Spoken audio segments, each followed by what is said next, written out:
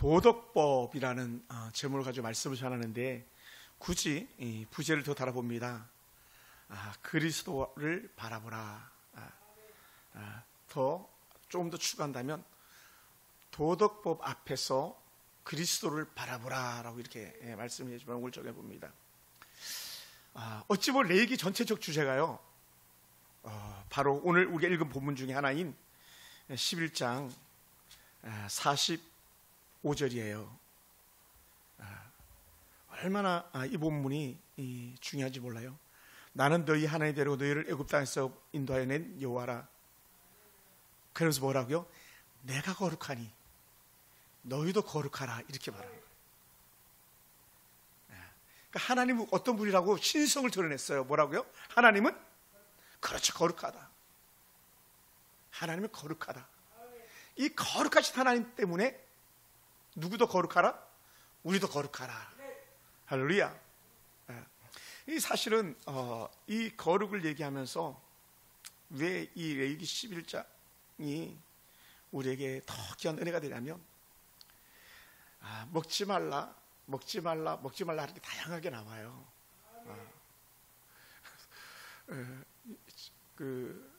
그 한 예가 뭐 사반도 새김질 안 하니까 먹지 말고, 토끼도 새김질 안 하니까 먹지 말고, 돼지는 굽이 갈라지지 않았으니까 먹지 말고 등등,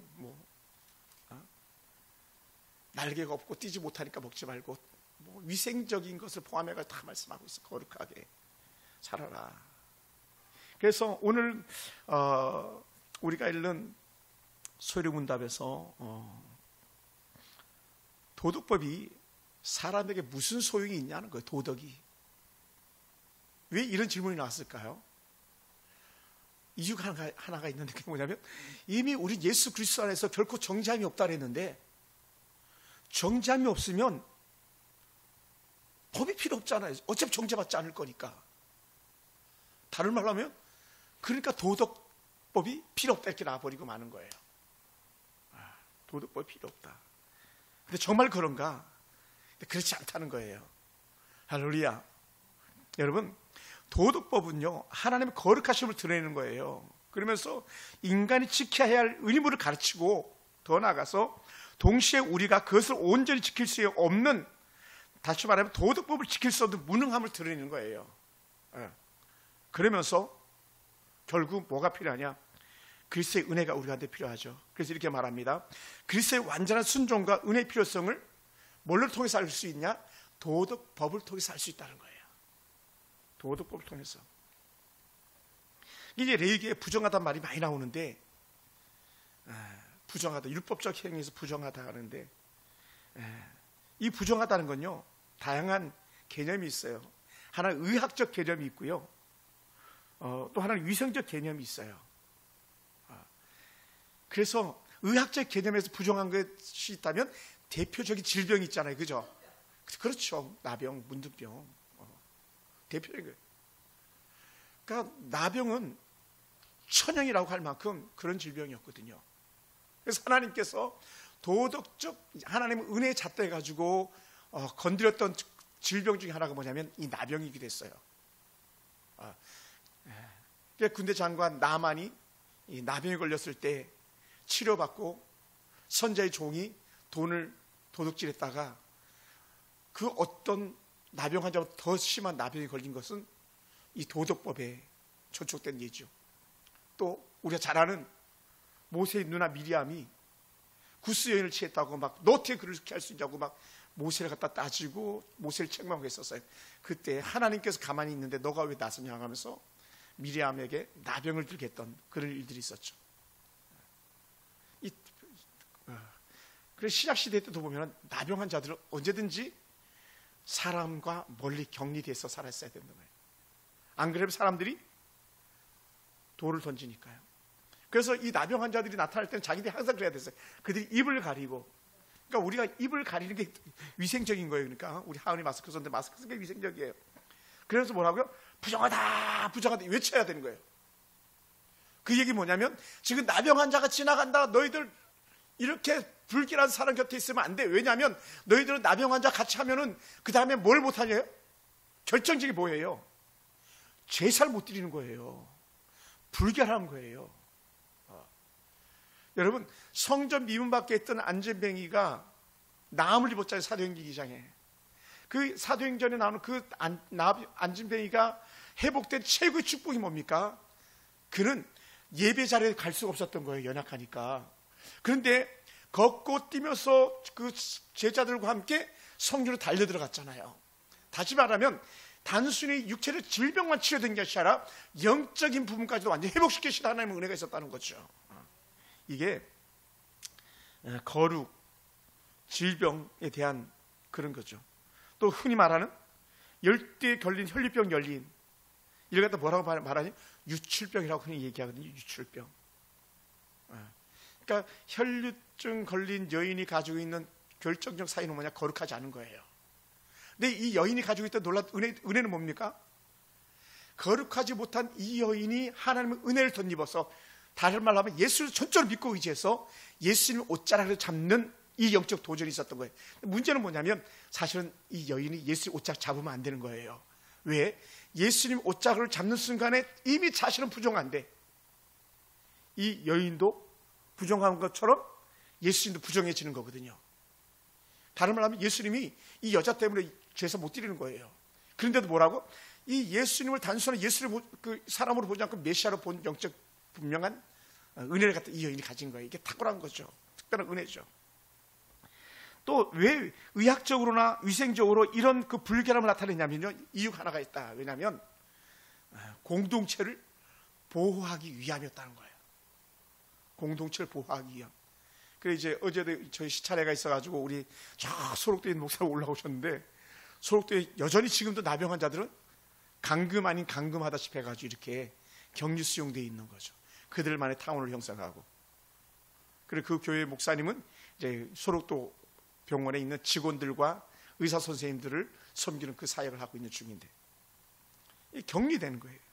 그리고 또 하나는 의례적으로 예배적 개념에서 부정하다는 거예요. 그래서 어떤 짐승은 먹기에 부정하고 어떤 짐승은 먹기에 정하고. 소는 왜 괜찮죠? 소도 굽이 있잖아요. 근데 왜 괜찮다? 색임질하니까. 색임질하니까.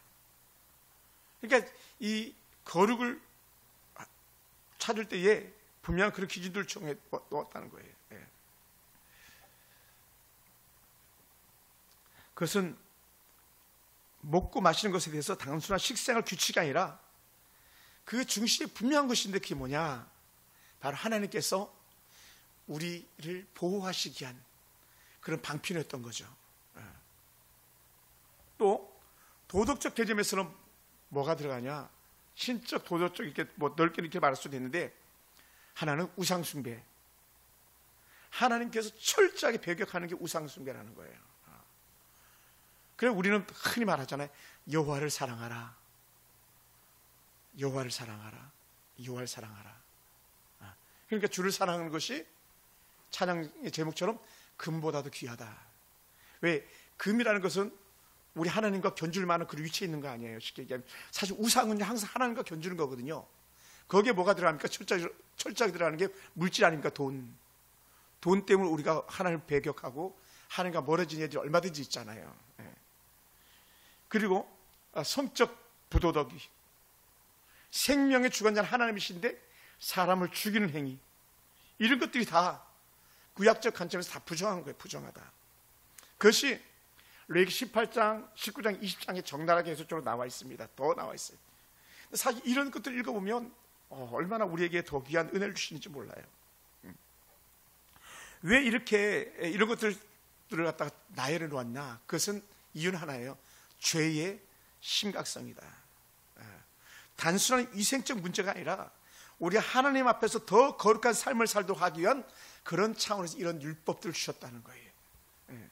그래서 우리가 도덕법은요, 하나님의 거룩하심을 그대로 우리 가운데 나타내 보여주는 거예요. 그리고 제사법은요, 우리를 어떻게 하든지 하나님 앞에서 더 거룩한 모습, 하나님께 나아가는 그런 길을 열어놓으실 것이 구약의 제사법이죠. 그래서 이 구약에서 말하고 있는 오늘 레위기에 우리가 읽었던 이 부정하다는 것 자체는 단순한 생활 규범이 아니라 어떻게 하든 하나님 앞에서 더 거룩함을 지키기 위한 좋은 모양을 우리에게 보여주고 계시는 거죠. 할렐루야. 그래 이제 우리가 읽지 않았지만 10장에 보면요, 나답과 아비후가 하나님 앞에 제사 드리는 불을 갖다가 다른 불을 들었다 해가지고 처음 아론의 아들들인데 죽여버리잖아요. 그게 레위기 10장에 나오거든요. 뭐라고 그랬냐면 10장 1절에 보면 이렇게 말해요. 아론의 아들 나답과 아비후가 각기 향료를 가져다가 여호와께서 명령하시지 아니한 다른 불을 담아 여호와 앞에 분향하였더라. 또 불이 여호와 앞에서 나와 그들을 삼킴에 그들이 여호와 앞에서 죽었다라는 거예요.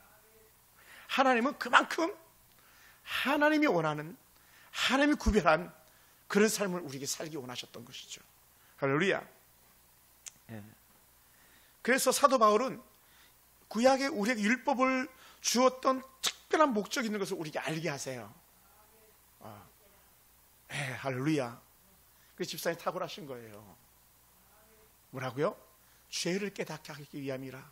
로마서 3장 20절에 죄를 깨닫게 하는 거예요. 그리고 법이 없으면 죄를 깨닫지 못하는. 그래서 이 레위기의 정결 규례는요, 너희는 스스로는 거룩할 수가 없다. 오직 하나님의 은혜와 그리스도의 보혈로 인해서만 가능하다라는 거예요. 그러면 사랑하는 성도 여러분, 우리는 더 이상은 지금은 이 구약의 의례, 제사법이라고 말할 수 있는 의례법, 뭐 이런 것들이 지금은 다 폐기된 그런 상황 속에 있습니다. 예를 들어서 그게 뭐냐, 예를 돼지고기나 뭐 해산물이나 뭐 이런 것들, 연체 동물들을 먹어서 연체 물고기 어류들을 안 먹잖아요. 지금 먹어요, 안 먹어요? 다 먹거든요. 왜? 먹을 수 있음을 어디서 드러냈습니까? 이미 사도행전에서 드러냈잖아요. 노아홍수 이유죠. 사도행전에서 이미 그것을 신약에서 증명해 보였잖아요. 야, 내가 먹을 수 있다는데 왜 너가 못 먹는다 그러냐 하면서 그렇게 말씀하신 적이 있었잖아요. 그것이 마가복음 7장 19절이나 사도행전 10장 15절 이하에서 쭉쭉 말씀하고 있습니다. 그럼에도 불구하고 우리가 꼭 기억해야 될 것이 있는데, 도덕법은요 여전히 우리 가운데 유효하다는 거예요. 오늘 레위기 11장 44절 말씀처럼, 45절 말씀처럼 나는 거룩하다. 그러므로 너희도 거룩하라. 이 얘기 뭐냐면 우리의 삶 가운데 온전히 거룩함을 이루는 거예요. 그래서 제가 늘 말씀드렸잖아요. 가장 기본적인 삶의 적용점을 로마서의 전체적 구구단처럼 봐야 될 게 뭐냐면, 로마서 12장 1절 하나님 앞에 너희가 온전히 제사를 드리라 그랬잖아요. 그게 우리의 삶이 예배가 되는. 전에는 구약에서 반드시 제물로 해서 제사가 이루어졌다면, 지금은 우리 삶 자체 갖다가 하나님 앞에 받으시는 제물로 여기신다는 것이죠. 내가 거룩하니 너희도 거룩하라. 너희가 이제는 새롭게 되었으니까 온전하게 제사하라. 로마서 12장 이런 말씀들이 우리 가운데 다시 한번 새롭게 다가오는 은혜가 있게 되기 원합니다. 그래서 오늘 저와 여러분은 한결같이 우리의 죄는 완전히 멀리하고 거룩함은 우리가 추구해야 될 그런 삶인 줄 믿습니다. 그래서 도덕법은요 전체적으로 하나님의 성품을 반영한다고 말합니다. 율법은 하나님의 뜻을 거울처럼 보여주는 그런 역할이라고 이미 칼빈의 기독교 강의에서 말해줬거든요. 거울을 보면 어떻게 돼요? 자신을 보잖아요. 거울을 보면 자신을 보는 거예요. 여러분 꼭 기억하세요. 반면에 거울이 나를 가꿔주는 건 아니에요. 거울은 나를 살피게 하는 거예요. 율법은 나를 살피게 하는 거예요. 그래서 율법의 거울에 나를 비춰보면서 어떻게 돼요? 내가 더 하나님의 은혜 안에 들어가는 그런 삶을 찾아내는 거예요. 할렐루야. 그러니까 거울이 우리를 정죄하는 게 아니에요. 우리 삶을 통해서 하나님의 영광을 드러내는 그런 역할을 해야 되는 것들이죠. 그래서 오늘 우리가 살아가면서 하나님은 여전히 우리의 있는 모습 그대로 받아두시지만, 그러나 지금 그 모습 그대로는 두시지 않는다는 거예요. 변화시킨다는 거죠. 할렐루야. 그래서 우리가 뭐라 그래요? 계속적으로 저도 수도 없이 말씀드리는 것이 하나님의 은혜 가운데 성령이 충만하라 그런 거예요. 하나님의 성령이 충만하니까 어떻게 돼요? 말씀 보고 기도하는 삶과 성도들과 영적 교제하는 삶이라고 늘 말씀드리는 거예요. 할렐루야. 그렇게 살아야 돼요, 우리가. 왜냐하면 하나님의 말씀을 보면요 우리 계속 뭐를 보는 거예요? 금방 말씀드렸잖아요. 거울을 보는 거잖아요. 말씀의 거울에 나를 비춰보는 거잖아요. 그럼 내가 적나라하게 말씀을 통해서 다 드러나잖아요. 그럼 어떻게 돼요? 내가 어디로 가야 되는지 알잖아요. 인생 내비게이션도요 가끔은 다른 길로 거슬려 갈 수 있잖아요. 근데 말씀의 거리에 비치면 유턴 돌아와라 말씀이 우리한테 들려지잖아요. 들려지는 은혜는 언제든지 성령 안에서 들려지잖아요.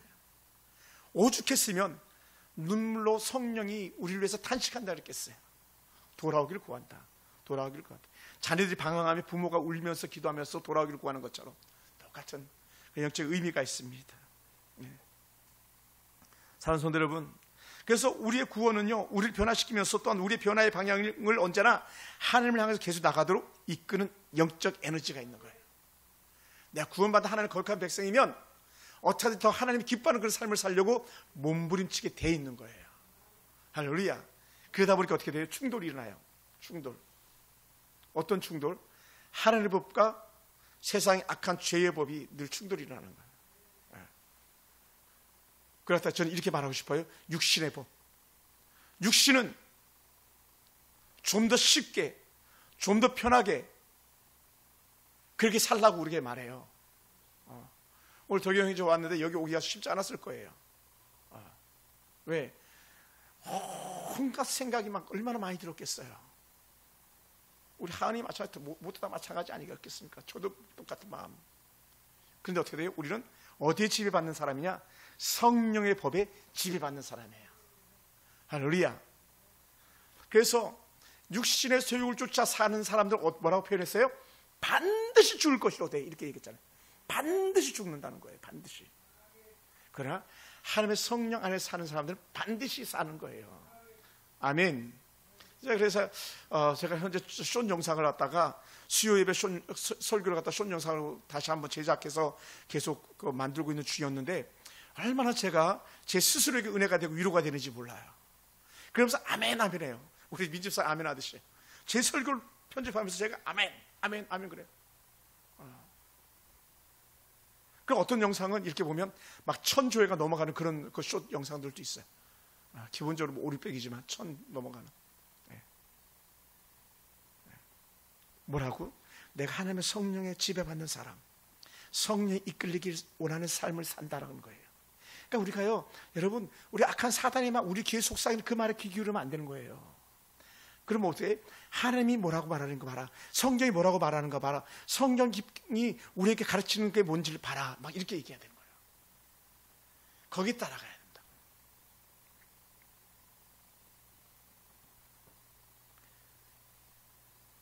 그러다 보니까 도덕법은요, 우리에게 족쇄가 아니고 우리에게 자유로 인도하는 그런 길을 열어주는 법이죠. 도덕법은요, 우리의 마음을 옥죄는 게 아니에요. 하나님을 기뻐하면 기뻐할수록 우리가 깨닫는 게 하나가 있는데, 아하, 나는 오직 내 힘으로는 절대로 하나님을 만족시킬 수 있는 그런 도덕적인 삶을 살 수 없는 사람이야. 이게 나오는 거예요. 할렐루야. 사실 말도 안 되는 것 같잖아요. 야, 왜 못 살아? 아니, 살 수가 없어요. 왜 그러냐면 우리는 잠시 잠깐도 육신의 소욕을 뿌리치고 살 수 없는 사람이기도 해요. 얼마나 많은 육신의 소욕이 우리를 사로잡고 있습니까? 그래서 우리는 뭐라고 말합니까? 사도 바울처럼 그렇게 말하는 거예요. 오라, 나는 공고한 사람이로다. 이 사망의 몸에서 누가 나를 건져내라. 다른 말로 하면 내가 도무지 내 힘으로 살아갈 수가 없는데 누가 나를 좀 건져줘 했는데 건져주는 분이 계시니 그분이 누구냐? 바로 우리 하나님의 성령이라는 거예요. 우리 주의 그리스도의 은혜의 복음이라는 거예요. 복음만이 우리를 완전히 자유케 하고 우리 하나님 앞에 더 거룩한 삶을 살도록 인도한다는 거예요. 할렐루야. 그래서 시편 19편 7절에 보면 이렇게 표현했어요. 여호와 율법은 완전하여 영혼을 소성하게 한다. 여호와 율법은 하나님 은혜법을 우리가 알면 알수록 우리 영혼이 새로워지는 거예요. 뭐냐? 저는 이렇게 해석하고 싶습니다. 어쩌든지 하나님을 더 기뻐하는 삶을 살고 싶은 거예요. 효자가 따로 있나요? 부모 기뻐하면 효자인 거죠. 부모님이 원하는 길을 가준다면 그 자녀가 효자 아니겠습니까? 근데 부모는 전제가 뭡니까? 바른 길 가게 하는 게 부모의 가르침의 전제잖아요. 부모가 가르친 대로 가는 그 길을 가는 것처럼 우리가 여호와의 말씀에 따라 사는 그 자체를 갖다가 우리가 기뻐하고 즐거워한다면 우리 영혼은 늘 새로워지는 거죠. 소생케 한다는 거예요. 할렐루야. 그래서 우리 영혼을 완전히 더 새롭게 하고 더 자유하게 하는데 우리가 은혜가 있는 줄 믿으시기 바랍니다. 할렐루야. 예를 들어서요, 뭐 그런 건 아닌데 한번 가정해 봅시다. 만약 예배 자리에 오지 않고 다른 곳에 거한다고 생각해 보세요. 그러면 확률적으로 한번 따져봐요. 죄 짓기 쉬울까요? 은혜 가운데 더 풍성하게 있기가 쉬울까요? 그럼 뭐 비교할 것도 없잖아요. 예를 들어서 그러니까 제가 참으로 사랑하는 스펄전 목사님이 하셨던 말씀인데, 여호와의 계명은요 짐이 아니라 우리를 바른 길로 인도하는 가이드, 안내자라는 거예요. 할렐루야. 할렐루야. 여러분, 율법은요 그러므로 우리의 족쇄가 아니고 우리 얽매이는 수단이 아니고 하나님을 닮아가도록 만드는 거룩한 은혜의 표준 지침서인 거예요. 우리가 이렇게 살아가는 거야. 그 중에 하나가 예를 들어서 이거잖아요. 뭐 율법을 그 말할 때 도덕법 속에서 율법이라고 말할 수 있는 건데, 내 부모를 공경하라라는 거 하나. 그러니까 부모를 공경하다 보니까 하나님이 더 크게 보이는 거죠.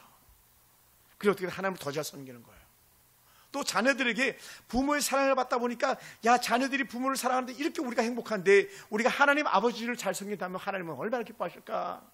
우리가 거기에 적용되어질 수도 있는 여지가 있습니다. 그러므로 사랑하는 성도들, 우리가 기억해야 될 것이 있습니다. 세상 우리에게 뭐라는 말합니까? 세상은 초이사상, 사람은 뭐든지 할 수 있어, 왜 신이 필요하니? 막 이렇게 나온 거예요. 그렇게 말하는 거예요.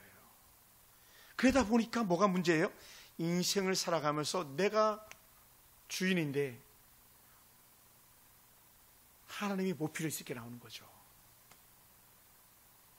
그런데도 여러분, 우리가 살아보면 우리가 과학이 발달하고 시대가 발전하면 발전할수록 우리는요 더 뭐가 찾아옵니까? 우리 속에 허무, 공허함이 더 찾아오잖아요. 그렇게 결국 우리가 필요한 게 뭐냐면 하나님이 없이는 안 된다는 거죠. 그래서 키에르 케고르 같은 사람은 신 앞에 단독자로 서라, 1대1로 하나님을 만나라, 이 얘기를 하는 거예요. 하나님 앞에. 뭐 철학적 용어였습니다만은.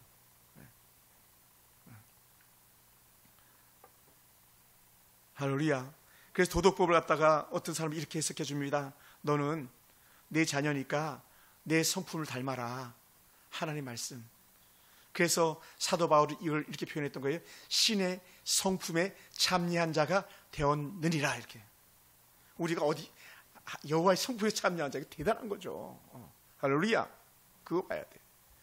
우리가 도덕적인 삶을 사는 이유는 단순히 착해 보이기 위함이 아니에요. 우리 속에 하나님의 거룩과 의뢰가 있음을 드러내는 거예요. 세상 앞에서 하나님이 어떤 사람인지 갖다 누굴 통해서 드러내냐? 바로 저와 여러분을 통해서 드러내는 거예요. 할렐루야. 그러니까 그리스도인들은요, 뭐만 조금만 하면 그리스도인들 직분되면서 막 그 신문에 대서특필하잖아요. 일반 사람들이 하면은, 야, 저 사람 무교인 사람이 저런 죄를 저질렀어, 불교인 사람이 저런 죄를 저질렀어, 캐톨릭 천주교 신자인 사람이 저런 죄를 저질렀어, 이단들이 이런 죄를 저질렀어, 말하지 않잖아요. 유독 그리스도인들만은 그렇게 말하잖아요. 왜? 우리는 이미 도덕적 가치 기준에 써 있는 사람이라고 만천하가 이미 인정하고 들어가는 거예요. 할렐루야. 그러니까 우리 다름이죠. 다른. 그러니까 구별, 뭐 히브리어로 케도시라고 말하는 거룩함이죠. 거룩함. 완전히 다른. 그래, 오늘 우리는요 달라야 되는 거예요. 도덕법은 단순히 하지 말라는 명령의 말이 아니고, 하나님의 거룩함을 닮아라, 하나님을 닮아라, 하나님 백성답게 살아라, 이렇게 말하는 것을 우리는 기억해야 되는 줄 믿습니다. 할렐루야. 그래서 내가 억지로 도덕법을 지키는 자가 아니라 내 삶을 통해서 자연스럽게 하나님께 기뻐하는 일을 하는 거예요. 자연스럽게가 뭐예요? 거짓말하지 않는 거예요. 미워하지 않는 거예요. 시기하지 않는 거예요. 그럼 오늘도 잠깐 이 주차 문제 때문에 잠깐 말이 나와가지고 잠깐 얘기를 나누는데 그런 거예요. 제 차를 여기 사는 사람들이 많이 박았거든요. 하다 보면 1층 술집에서도 박았잖아요. 그래 얘기를 하는 거예요. 또 우리 스타렉스 앞에도 막 박았거든요. 지하에 있는 아저씨가. 그러니까 1층에 있는 어느 가게 주인 아줌마가 깜짝 놀라가지고, 그래서 이거 어떻게 처리했냐고. 뭘 처리해? 차가 잘 가면 되지. 그거 가지고 실갱할 필요가 있냐. 지금 문제가 되지 않는데. 차는 좀 기스날 수도 있잖아요. 차는 좀 찌그러질 수도 있잖아요. 그거 가지고 막 내 차 막았다 옥신각신하고 싸울 이유가 없다는 거예요. 왜? 우린 다른 사람들이잖아요. 똑같이 해서는 안 되잖아요. 예수 안 믿는 사람들 다 그렇게 막 여기에 우리가 목매달면 안 돼. 다 그렇게 하는데 왜 목사님만 그렇게 하세요? 이렇게 말하면 안 되는 거예요. 우리는 왜 다른 사람들이니까. 할렐루야. 그게 다른 거예요. 우리 형제 왔는데 내가 혼자 막 생각한 거야. 내가 만약에 하영이라면, 내가 만약에 형제라면, 내 이번 결혼식에 막 입이 예식장 주변에 찬양하는 사람들 포진해가지고 막 거기서 막 아카펠라 찬양도 막 부르게 하고 막 기타 치면서 연주도 하게 하고 막 그렇게 할 텐데 막 그런 마음을 막 해보는 거야. 예를 들어서 옛날에 그렇게 했었으니까. 근데 요즘은 그렇게 안 하잖아. 아무도 그렇게 하는 사람 없거든요. 아무도 그렇게 안 해요. 왜? 그렇게 하는 게 이상하게 보일 수도 있었던 거니까. 근데 사람마다 다 다른 거죠. 살다 보면 다 달라요. 근데 이제 왜 그런 생각을 해보자면 하나님이 너무 좋은 거죠. 우리가 어떻게 하면 하나님을 더 기쁘게 할 수 있을까 막 그게 우리가 막 매달려 보는 거예요. 교회나 가정이나 직장에서나 모든 가치 기준이 어떻게 하나님을 더 기쁘게 할까? 하나님을 기쁘게 하려다 보니까 어떻게 돼요? 사람들을 기쁘게 하게 되더라는 거죠. 왜냐하면 하나님은 사람과 원수되게 하지 않는 거니까. 그러니까 어떻게 돼요? 쓰러진 사람이 있으면 일으켜주고, 힘든 사람이 있으면 도와주고, 가난한 사람이 있으면 먹여주고, 추운 사람이 있으면 옷 벗어서 입혀주고. 이게 우리가 살아가는 변화된 그리스도의 참된 모습이라는 거죠. 그래도 우리 이렇게 말합니다. 다름이라고. 다름. 할렐루야. 그러니까 형제님 같은 경우는 아주 예수 그리스도를 믿는 순간에 아주 큰 도전을 시작한 거예요. 바다를 간 거예요. 바다. 풍랑이 이는 바다. 남들은 쉽게 가는 바다인데 어찌 보면 그리스도인들은 더 힘든 바다를 가고 있는지도 몰라요. 왜? 구별된 삶을 살려다 보니까. 우리 작은 아버지가 배 타다가 배에서 돌아가셨거든요. 죽였는지 어떻게 낙상했다 그러는데 몰라요. 1970년대에 돌아가셨으니까 그 당시 배 타면 뭐 최악이잖아요. 원양어선 타셨는데. 그러니까 그만큼. 그런데 만약에 내가 선장이라면 어떻게든지 선원들을 더 잘 보호하고 선원들을 더 평안하게 집으로 돌려보내는, 뭘 가지고 돈을 한 보따리 싸들고, 그게 이제 선장이 해야 될 책임인 거죠. 대통령이라면 정직하게 어떻게든지 국민들이 좀 더 편안하고 안락한 삶을 살도록 만드는 것이지 네 편 내 편이 있어서는 안 되는 거죠. 교회 목회자도 마찬가지. 한국 사람과 더 사랑하고 중국 사람과 덜 사랑하고 이게 있어서는 안 되는 거죠. 왜? 똑같은 하나님의 자녀들이니까요. 할렐루야. 우리 항상 기준이 그거예요. 그래서 우리 늘 질문해야 돼요. 과연 하나님 기뻐하시는 게 뭔가? 내가 이걸 범함으로 하나님 기뻐하지 않는다면 no 하지 않는, 스톱할 수 있는, 부모를 기뻐하지 않는다면 자녀들이 스톱하는 것처럼 거기에 우리가 살아가야 될 줄 믿습니다. 할렐루야. 그래서 로마서 7장 12절에서 율법이 거룩하고 계명도 거룩하며 의로우며 선하다고 이미 선언했습니다. 야고보는 이렇게 말씀드렸습니다. 야고보서 2장 10절 이하에 보면은 누구든지 온 율법을 지키다가 그 하나에 거치면 모두 범한 자가 되나니라는 거예요. 다른 말로 하면 만 가지를 다 법을 가지고 있는데 9,999가지를 다 지켰어요. 그 중에 한 가지를 어기면 범법자예요, 안 범법자예요? 범법자라는 거예요. 100만 가지 법 중에 있는데 99만 9,999가지를 다 지켰어. 근데 마지막 한 가지를 어겼네. 범법자예요. 이걸 쉽게 이렇게 말하는 거예요. 예를 들어서 이렇게 쉽게 야고보가 얘기해 준 건데, 그러다 보니까 우리가 뭔지 알아? 우리는 도덕법을 완전하게 지킬 수가 없어. 그래서 사도 바울이 표현한 것처럼 우리는 하나님의 은혜가 필요해. 은혜가 필요해. 할렐루야. 은혜가 필요해. 부부가 잘 살려잖아요. 그 하나님의 은혜가 필요한 거예요. 못해. 무슨 수로 아내를 만족시키고 남편을 만족시키겠어요? 그래서 하나님의 은혜가 필요한 거예요. 은혜가. 하나님, 내가 아내를 만족하게, 내가 가족을 만족하게, 내가 성도들 만족하게, 내가 국민을 만족하게 하고 싶어요. 내 힘으로 안 돼요. 그래서 난 하나님의 은혜가 필요합니다. 그래서 말씀과 기도의 삶을 살아가는 거예요. 할렐루야. 아멘. 그렇게 살아가. 어떻게 자식이 부모를 만족시키겠어요? 절대로 불가하죠. 하물며 우리가 어떻게 하나님을 만족시키겠어요? 절대로 불가하죠. 그런데도 어떻게 되고 우리는 그럼에도 불구하고 더 하나님 기뻐하는 삶을 살겠습니다라고 몸부림치는 거예요. 몸부림치는 거예요. 그래서 때로는 금식하고 때로는 작정 기도하고 때로는 울면서 인내하고 하나님 기뻐하니까 어떻게 우리 성질대로 다 하겠어요? 우리 생각대로 다 하겠어요? 절대로 그렇게 해서는 안 된다는 거죠. 그래서 사도 바울이 로마 3장 23절에서 뭐 아주 너무 중요한 그런 요절이잖아요. 모든 사람이 뭐라고요? 죄를 범하였으면 선언하잖아요. 예외는 없어요. 덕여경제 하은이 혹은 신목사는 예외고 이게 없다는 거예요. 모든 사람이 이 땅에 아담 이후로 태어나는 모든 생명체는 다 죄인이라는 거예요.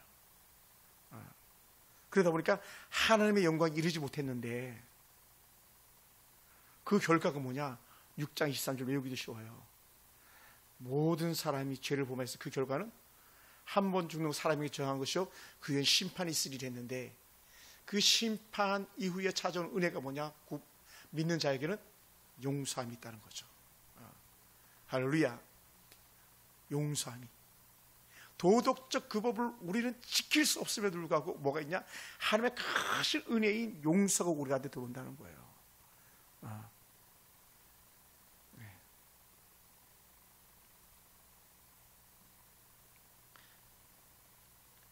그래서 율법은 오늘 저와 여러분을 무릎 꿇게 만들고요.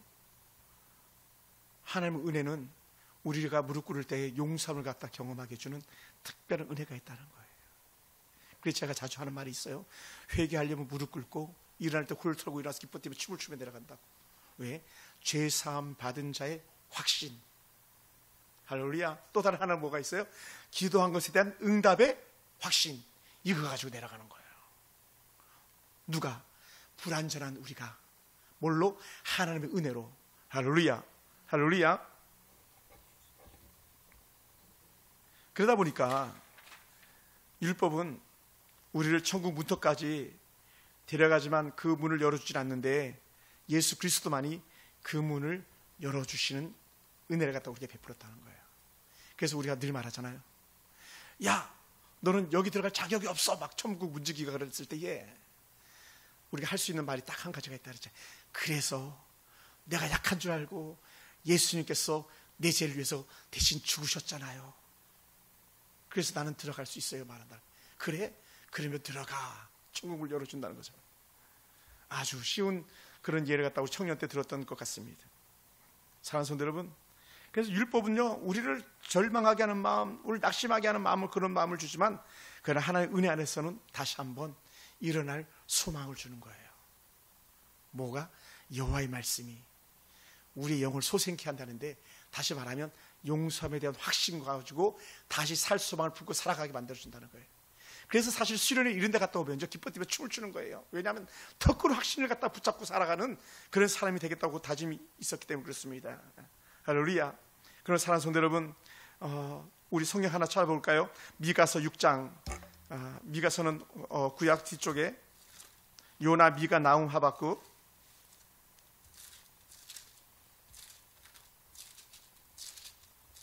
미가서 6장 8절. 자, 우리가 이게 아주 성경 보는 사람들 아주 익숙한 본문인데 한번 읽어볼까요? 같이 한번. 찾으셨습니까? 어디 있냐면 1296조, 구약 1296조 내 성경이에요. 95쪽이나 97, 8쪽 정도 있을 거예요. 사람아, 다 같이 시작. 사람아, 주께서 선한 것이 무엇임을 내게 보이셨나니 여호와께서 내게 구하시는 것은 오직 정의를 행하며 인자를 사랑하며 겸손하게 내 하나님과 함께 행하는 것이 아니냐. 할렐루야. 이 개역 개정을 이렇게 나가 좀 어렵게 이게 또 그래도 좀 그런데 옛날에 성경이 훨씬 더 쉬웠었는데, 여호와께서 너에게 선한 것이 무엇이냐? 무엇을 보였느냐? 오직 정의를 행하며 인자를 사랑하며 겸손하게 내 하나님과 함께 동행하는 것이 아니냐. 다른 말로 하면 하나님과 함께 하는 것, 그리스도인들의 삶은 하나님과 함께하는 삶, 동행하는 삶을 말하고 있는 거예요. 우리의 삶의 가장 큰 은혜는 뭐냐? 하나님께서 나와 함께 하셔라는 거예요. 부부의 가장 큰 기쁨은 뭐예요? 부부가 함께하는 거잖아요. 연인 때는 그냥 떨어져서 저녁에 되면 나는 내 집으로, 너는 너 집으로 이렇게 가는데, 결혼한 순간에 같은 집에서 같이 들어가는 거잖아요. 예수 그리스도를 믿는 순간에 우리는 뭐라고요? 하나님과 함께 동행하는 자가 됐다는 거죠. 구약의 누구처럼? 그렇지, 에녹처럼. 360년 에녹이 하나님과 동행하다가 들림받은 것처럼. 이것이 우리에게 은혜가 되는 거예요. 할렐루야. 그러므로 사랑하는 성도 여러분, 말씀을 이렇게 살펴보면 오늘 우리가 하나님의 은혜가 필요하고 하나님의 공의 앞에서 우리는 더더욱 하나님의 은혜가 필요한 줄 믿습니다. 그래서 도덕법은요, 결국은 하나님은 거룩하신 분이다, 하나님은 공의로운 분이다, 이렇게 나가는 거예요. 세상은 공의롭다, 공의롭지 않다, 공의롭지 않은 거예요. 지금 예를 들어서 특검이라는 것이나 특별재판부를 만든다는 것은 이미 법보다 더 큰 법을 가지고 있는 거예요. 이거는 공의롭지 않은 거예요. 공평하지 않은 거예요. 근데 우리 하나님은 그렇지 않다는 거죠. 하나님의 공의는요, 모든 사람을 동일시 대하고 모든 사람의 죄를 가볍게 보지 않는데, 그게 하나님의 공의예요. 모든 죄를 하나님께서 심판하시는 그런 분이셨어요. 그런데 더 놀라운 은혜는 우리를 긍휼로 감싸 안아주신다는 거죠. 그래서 신약에서 그게 뭐가 찾아 나오는 은혜가 있습니까? 온갖 죄를 뒤집어 쓰고 집으로 돌아오는 탕자가 있잖아요. 돌탕이라고 말이 흔히 그렇게 말하죠. 돌탕, 돌아온 탕자. 이 탕자가 돌아오기만 기다리면서 문을 열고 기다리는 아버지 마음이죠. 하나님의 공의 가지고는 저놈 죽여도 100번 1000번 마음 죽여야 되는데 뭐라고요? 그래도 너는 내 아들이다.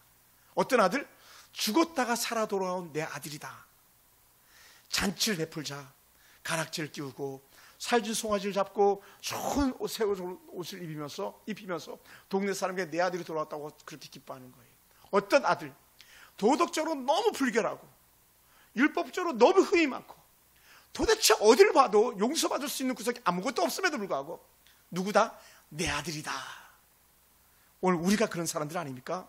우리가 그 돌탕보다 더 못했지 나은 구석은 아무것도 없습니다. 우리가 무슨 수로 도덕적으로 완전하다고 말하겠습니까?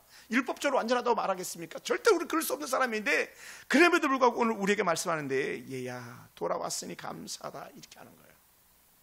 할렐루야. 여기에 대해서 귀한 말씀 하나 우리에게 던져주시는데, 우리 한 번만 더 볼까요?